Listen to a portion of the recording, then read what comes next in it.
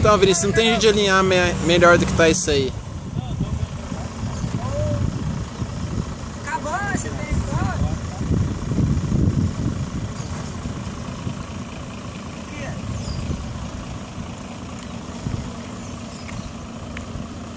Nossa.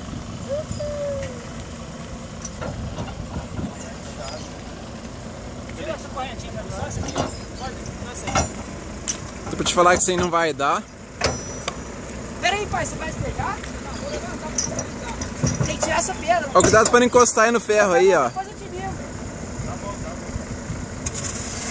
Quer que levanta mais? O quê? Parou a água. Vou voltar, é pra você mexer. Ah, pode pegar lá no posto, lá na curva não tem. Hein, Vinícius? Cuidado pra não encostar aí no cano ali, ó.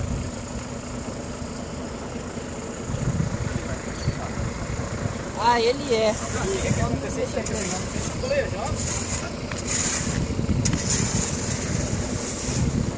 Ah, ele.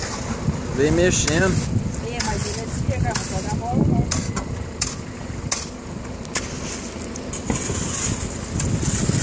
Aham. Não é por causa da água, né? Vai vibrando e vai descendo.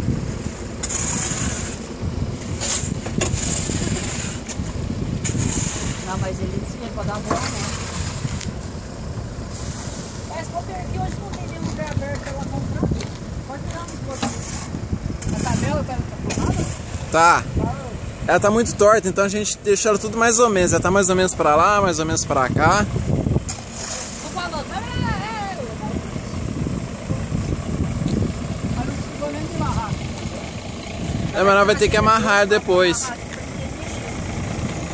Vai tirar essa pedra?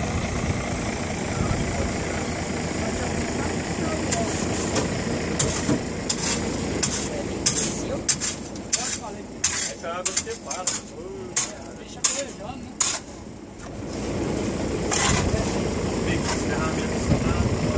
Tem que entrar aí dentro.